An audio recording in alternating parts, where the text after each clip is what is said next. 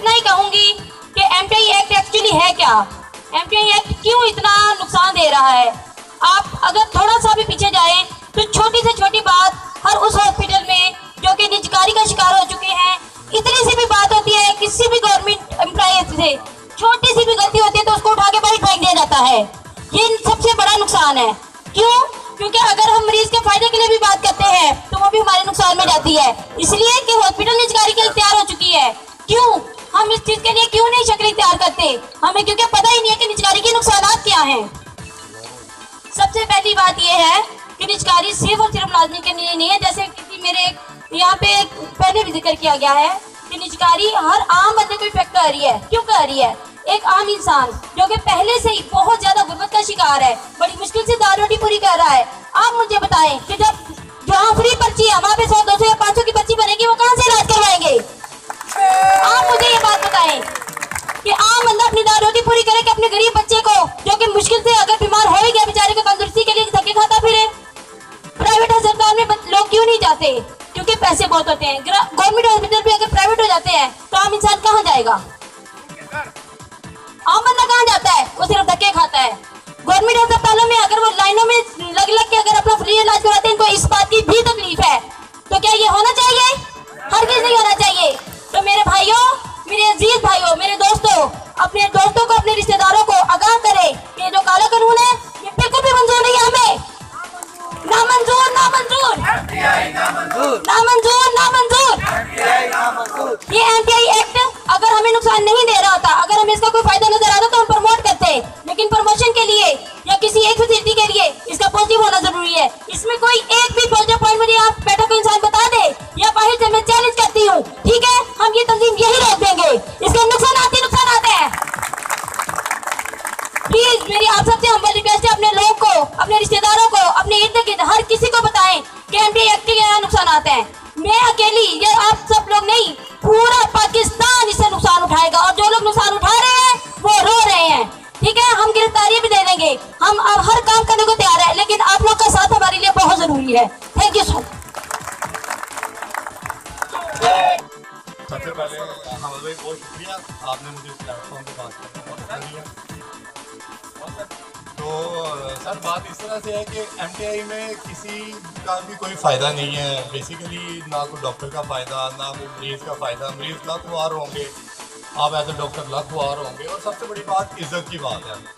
इज़्ज़त की बात यह है कि ये एक ऐसी सरकारी नौकरी है जिस पे आके आपसे एक ऐसा बंदा बैठ के सवाल पूछे जिसकी कोई क्रेडिबिलिटी नहीं है, कोई वो आपके महकमे का नहीं है, बस वो ये है कि वो पैसे लगा के आके बैठेगा। और तो बात ये इज्जत की है, और इंसान अपनी इज्जत के लिए भी सब कुछ करता है। खुदावंद यीशु मसीह के अजीम कदूस और प्यारे नाम में मैं खुदा का खादम पास्टर ब्रीन अनायत आपकी खिदमत में सलाम पेश करता हूँ। और आज का दिन मेरे लिए बहुत खुशी का दिन है। एक बहुत बड़ा जुल्म जो है सरकारी मुलाजमीन के ऊपर निजकारी करने के लिए हुकूमत बहुत सरगर्म और पूरे जोर से जुड़ी हुई है, लेकिन कोई भी हुकूमत जो है वो किसी का हक जबरदस्ती छीन नहीं सकती जब तक आप मजबूत होके खड़े हैं। और एक बात मैं खुदा का खादम होते हुए आपको पता है कि आपके बीच के अंदर से मुखालिफिन उठते हैं, लेकिन आप घबराए ना, जिसके साथ खुदावंद है उसको कोई गिरा नहीं। और कल मेरी खुदा के खादमों से, आपके लीडर साहबान से बात हुई, और एक ने कहा कि ये फाइट आपकी अपनी अपनी हो सकता है, आप सोचते हो, लेकिन ये फाइट आपने एक आने वाली नस्ल के लिए करनी है। मसीह जे सालक साहब, जिनको आधी रात को मैं कॉल करता रहा हूँ और आज मेरी बात हो गई है उनसे, वो भी हमारे साथ ज़रूर जुड़ेंगे, और हम शुक्रगुजारी करते हैं खुदा के। जरा म्यूजिक थोड़ा सा और ऊपर का।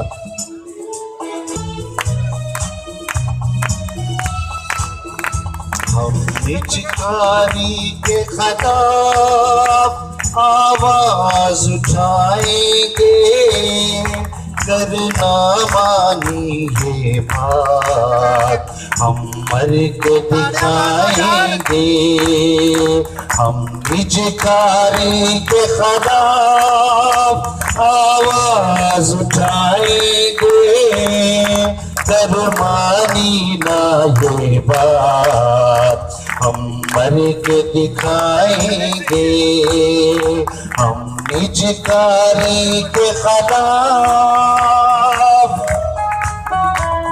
म्यूजिक को प्रकार यार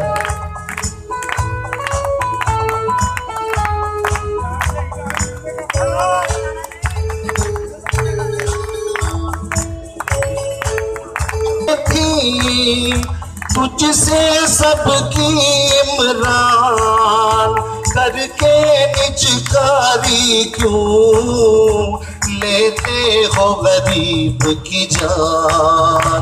कितनी ही उम्मीदें थी तुझसे सबकी इमरान करके निजकारी क्यों लेते हो गरीब की जान। करना ना निजकारी तेरा साथ निभाएंगे, करमानी ना ये बात, फिर मर के दिखाएंगे, हम निजकारी के खिलाफ आवाज उठाएंगे, करमानी ना ये बात, फिर मर के दिखाएंगे, निजकारी के खिलाफ। Thank you very much.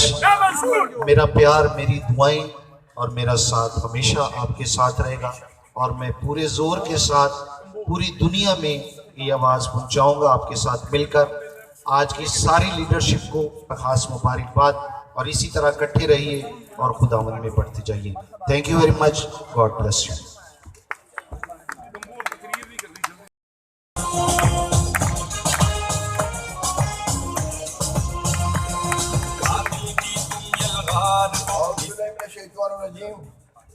बिस्मिल्लाहिर्रहमानिर्रहीम।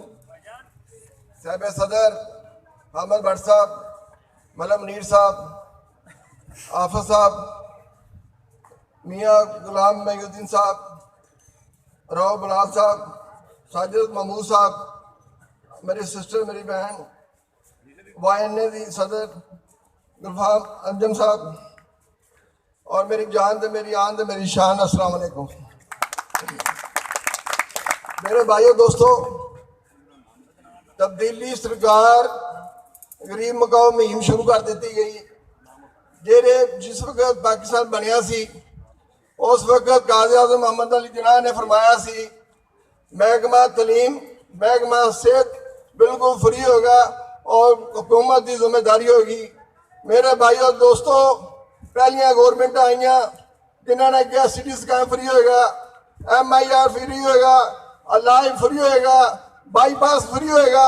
मेरे भाइयों दोस्तों, इस वक्त की गवर्नमेंट मैडम यास्मीन राशिद साहब TV से बैठ के कहती है जो इलाज 5 लाख का होता है सरकारी अस्पताल 2 लाख का होगा इंशाअल्लाह ताला। तो मेरे भाइयों दोस्तों जेरे साढ़े हाफ साहब है जेरे दूसरे ग्रुप दे गए, मैं हाथ जोड़ के अपील करना है, आओ MTI से सारे इकट्ठे हो। अगर घर बचेगा अदारे बचेंगे। यूसुफ बिल्ला कदम बढ़ाओ। यूसुफ बिल्ला पेश करता हूँ और आज आपको MTI के बारे में बताना चाहता हूँ MTI क्या चीज़ है।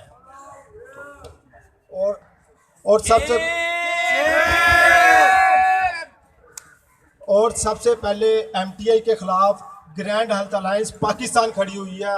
हमारे अहमद भट्ट साहब ने इसकी पटिशन दायर की हुई है और ये तो अभी आप लोगों को कुछ नहीं समझ लग रही MTI है क्या चीज़ है। ये सिर्फ हम लोगों को एक बिल्कुल जिस तरह हम कहते हैं एक बिल्कुल लॉलीपॉप दिया जा रहा है MTI के बारे में। और प्लीज़ मैं रिक्वेस्ट करता हूँ सब हेल्थ मुलाजमीन को कि इस काले कानून को इधर ही मेंटल हॉस्पिटल में पागलों के कानून को दफन कर दिया जाए। ना मंजूर, ना मंजूर। शुक्रिया मेरा भाईजान, अस्सलाम वालेकुम। यही है, गरीबों का खून निचोड़ने वाला कानून है। ये लड़ाई सिर्फ YCA की लड़ाई नहीं है, ये लड़ाई सिर्फ पैरामेडिक्स की लड़ाई नहीं है, ये लड़ाई सिर्फ हेल्थ प्रोफेशनल की लड़ाई नहीं है, ये लड़ाई हेल्थ स्पोर्ट्स स्टाफ की लड़ाई नहीं है, ये इस मुआशरे में रेडी बांध की भी लड़ाई है। इस मुआशरे में इस अवतान का चले, जिससे हो जिंदगी प्यारी, यहीं से लौट जाए। ये थे जनाब मोहतरम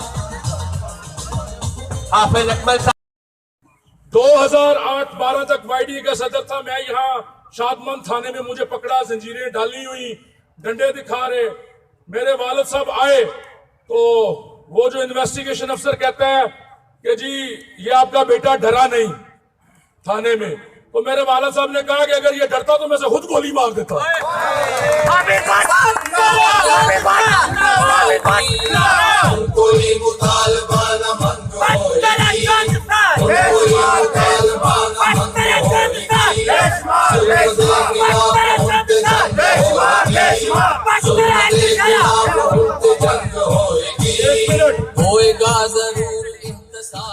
वजीर सेहत पंजाब यास्मीन राशिद, वो जितनी काली बेड़े तूने छोड़ी थी डिसफंक्शनल कर दी हमने वो साली काली बेड़े देख ली, बेनकाब गैर मुअस्सर हो चुकी हैं।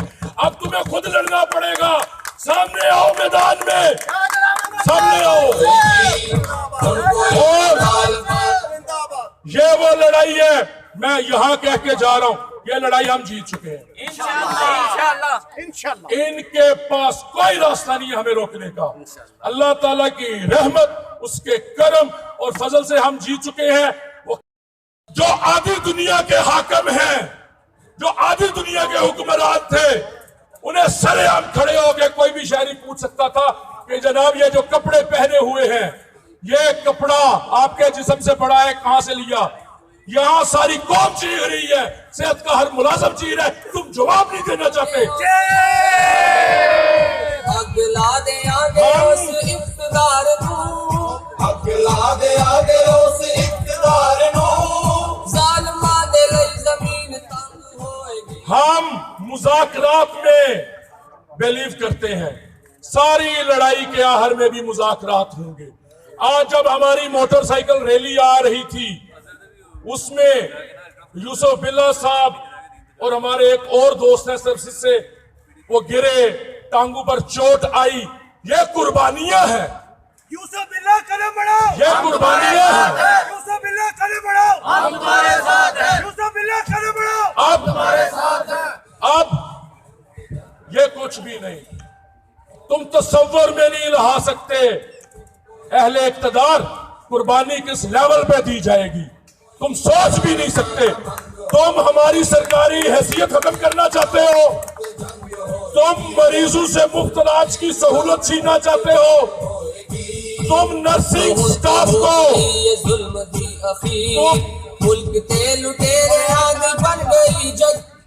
तुम नर्सिंग स्टाफ की सरकारी हैसियत खत्म करना चाहते हो, तुम allied health professional health support staff के मुलाजमीन की पेंशन छीनना चाहते हो, तुम बुढ़ापे में उनकी शुगर ब्लड प्रेशर की दवाई छीनना चाहते हो। अल्लाह न करे तुम ये चाहते हो कि ये मुलाजिम जो 60 साल तक सर्व करें और अल्लाह न करे कुछ हो जाए तो उनके बच्चों का रोजगार छीनना चाहते हो। आपको लगता है कि हम छीनने देंगे आपको? नहीं। वो सरकारी बाबू लालच खत्म नहीं होता। 60 साल तक नौकरी करते हो, रिटायर होते हो, पेंशन भी 2-2 लाख लेते हो, 10-10 लाख लेते हो, फिर पैकेज भी 10-10 लाख लेके फिर बोर्डू के मेंबर बन के आ जाते हो। ये कारोबार बंद करो। ये जो तुम लोगों ने रिटायर्ड जर्नैलू, ब्यूरोक्रेटू, जजों का, रिटायर्ड लोगों का कारोबार चला रखा है, बंद करो इन बोर्डू को। क्या कोई रिटायर्ड जज, bureaucrat, journal, chief of army staff के ऊपर बोर्ड बन के आ सकता है? क्या कोई रिटायर्ड जज, ब्यूरोक्रेट, जर्नल फौज के ऊपर बोर्ड की शक्ल में आ सकता है? क्या कोई रिटायर्ड जज, ब्यूरोक्रेट, सिविल ब्यूरोक्रेसी के ऊपर बोर्ड की सूरत में आ सकता है? तो हमारे ऊपर प्राइवेट और जजेस, ब्यूरोक्रेट, जनरलों पर मुश्तमिल बोर्ड क्यों? हम तुम्हारी जागीर नहीं है। हम तुम जर्नलों की, तुम जजों की, तुम ब्यूरोक्रेट्स की जाती जागीर नहीं है। नहीं है हम तुम्हारी जाती जागीर।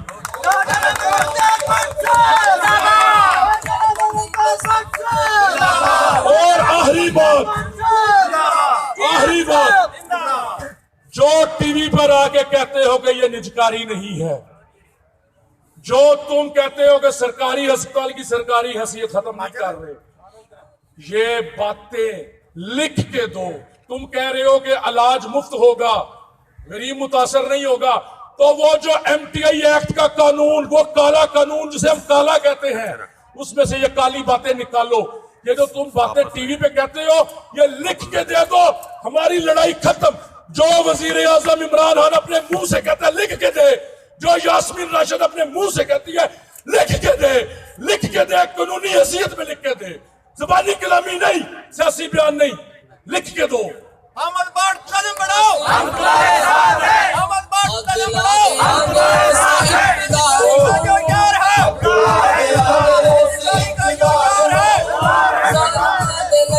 और मेरी आखिरी बात, यकीन कर ले, हम जो लोग हैं, मेरी वालदा बता रही थी, मेरी वालदा कहती है कि जब मेरी रिश्ता आया शादी का, तो उन्होंने कहा कि जो यानी मेरे वालिद साहब कि ना वो उनमें कोई ऐब नहीं है, शराब नहीं पीते, सिगरेट नहीं पीते, कोई बुराई नहीं है, लेकिन वो इतने सख्त लोग हैं कि आप कल को तुम उन्होंने पूरे नहीं आ सकोगे, बड़े ढाढ़े लोग ने।